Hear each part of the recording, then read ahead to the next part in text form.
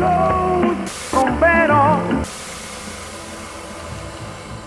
you ever feel like you don't have enough music in your life? Whether you're looking for new sounds or you're totally happy with the classics you already have, in a sense, it doesn't really matter. Well, it does matter a little bit. Check out my video on the so-called NPC preference in music. What I mean is that it doesn't really matter when it comes to the myriad of benefits that you get from listening to and discovering new music. You see, the data is kind of in on this one. Listening to new music is good for your brain. There's also a ton of scientific literature on how listening to new music can help stave off dementia, ameliorate some of the suffering linked with mental health illnesses, as well as possibly even lowering your blood pressure. But aside from the sciencey benefits, exploring new genres, unfamiliar music, finding the gems of musical history, just makes your life a little bit more interesting.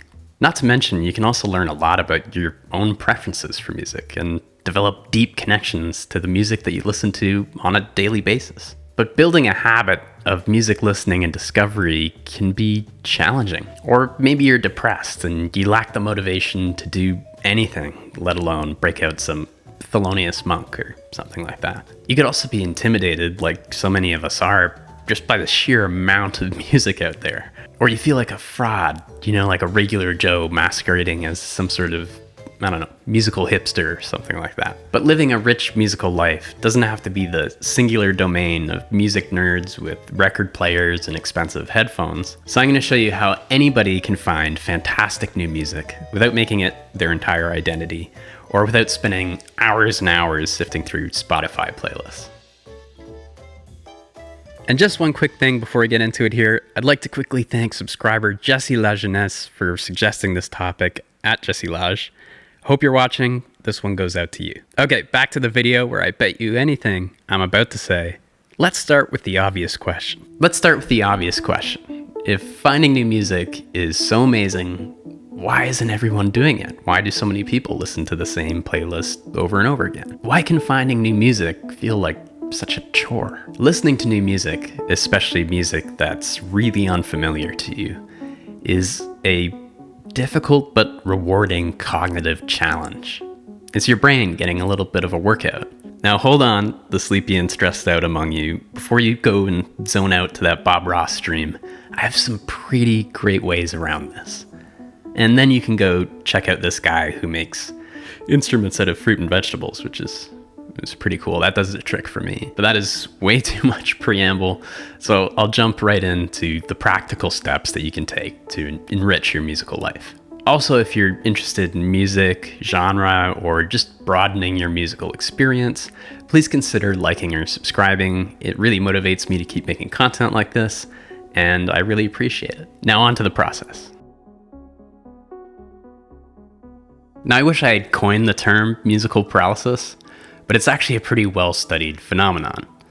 And it's not just freezing when you hear any music. It's actually the resistance to new music that people start to experience somewhere between 20 and 35. Now, exactly when this paralysis sets in is a pretty big subject of debate in psychology and musicology. It's generally agreed that your musical curiosity begins to wane, at least a little bit as you get older. And it's also important to point out that some people are just not that musically curious from the get-go, which is totally fine. Again, all that is covered in my musical NPC video if you want some more context on that phenomenon. But no matter what age you are, these tips can really help you. Don't let it be that your musical taste peaked in high school. I mean, I'm 30 and I've only found some of my favorite artists and songs in the past 2 years. That being said, if you want to improve your relationship with music, you need to start with the right mindset. And as anybody who's tried to, pick up a good, healthy hobby of some sort, starting is the hardest part. First off, let's look at the science of habit formation in order to get your musical journey started. We're going to look at friction, triggers, and rewards. First off, we have friction. Now, research into daily routines and habit formation has repeatedly shown that the more resistance, the more obstacles in your path, the less likely you are to have a new, successfully formed habit. Which seems pretty plainly obvious, but it always feels better to have, scientific literature backing you up. Now, when it comes to finding new music, this friction can kind of manifest itself in a lot of different ways. But let's specifically focus on the forms of friction that you have the power to change. One obstacle could be that your go-to playlist is just right there. The alternative is just too damn convenient. As I know myself, it can be just too easy to cave in to those undoubtedly awesome classics, but maybe select a few playlists adjacent to the ones that you already like and hide your usual go-to playlists. In Spotify, you can do this by creating a folder, and that's actually how we can use friction a little bit in our favor. Now it'll be slightly easier to listen to that playlist of chopped and screwed hip-hop from the early 90s that you've always been curious about but never quite got around to listening to. Well, now it's right there. Which brings us to triggers. Putting on your pajamas might remind you to brush your teeth. It's the next thing that you do. Your coffee machine going off in the morning might send you directly to the kitchen. When it comes to finding new music, our triggers are directly related to our music listening environment. And it's one that's kind of pampered. It's one that we're lucky enough to enjoy. It has its upsides and its downsides. You can skip any song instantly, and you have access to literally millions of options. But of course, this wasn't always the case, right? With our modern conveniences, a trigger could be a mere 10 seconds of a song that you don't instantly recognize or immediately like. The behavior this initiates, of course, is skipping the song. It used to be that you'd buy an album and you'd give it a solid listen, at least all the way through, because, well, you just spent money on it. And of course, there was also the radio. And you could always change channels, but you're still gonna hear the odd song that you don't really like immediately. But the key is immediately. We're just a little less musically patient than we used to be. And I promise I'm not a Luddite or a musical geezer about this. There are some serious advantages to our current music listening environment. I mean, you can listen to any genre at the click of a mouse. That's incredible. And to me, that's obviously a good thing. But there's still some serious value in holding out for those acquired tastes to stretch your attention span a little bit. Even as an exercise in, dopamine fasting sheer will. It could be fun to give yourself a challenge. Pretend you're in 1967 and you're listening to soul classics on the radio. Your friends are there, it's their favorite station. The rule is you cannot skip a song, even if you don't like it on the first listen. Hands off. And you can make that a rule for a whole evening.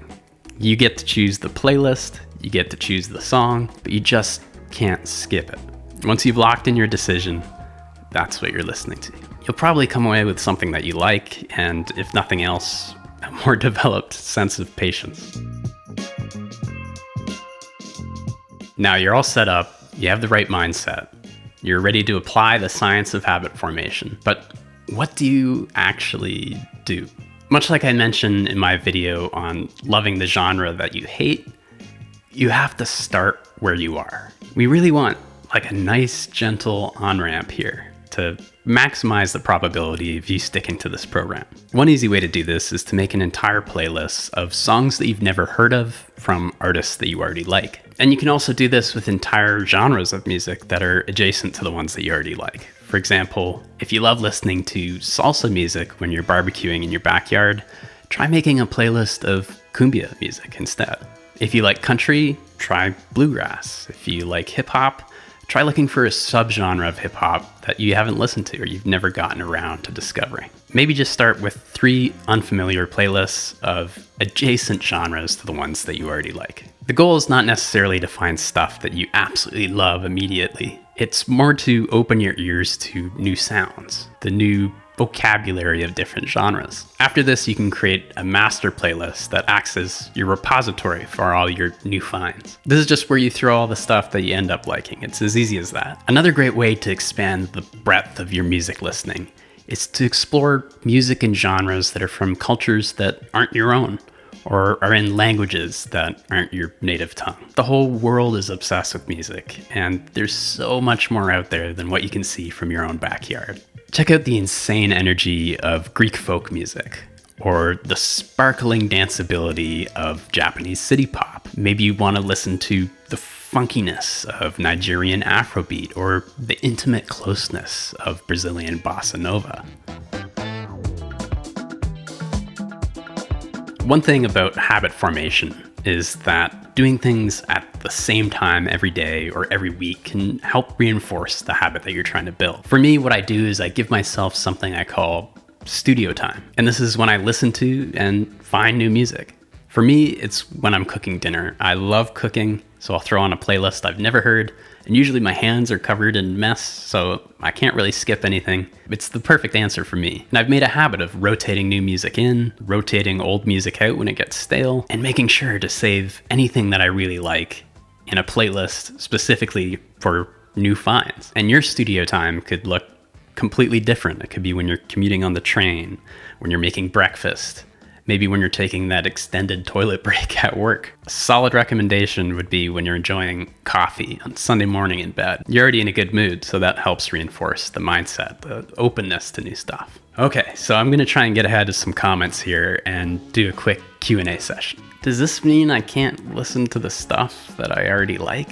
Of course not. No, we're trying to find more music that you like, not pare down what's already there. Hey, are you saying that people who are musically uncurious kind of suck? Isn't that what you're getting at? No. Hey, I started listening to Norwegian black metal right out of the gate. I loved it, so I don't need an easy on-ramp, okay? Amazing. Good for you. But how can I learn more about the music that I'm listening to? I feel like some context would really help me out here. The answer is, well, click subscribe. That's what my channel is all about. Well, that's all for now. As always, thank you so much for watching. I really appreciate it. Let me know in the comments if there's a style or genre of music that took you a few listens to get into. I really like comments like that, and I'll make sure to go through and read every one. But now, thanks again, and I'll see you next time.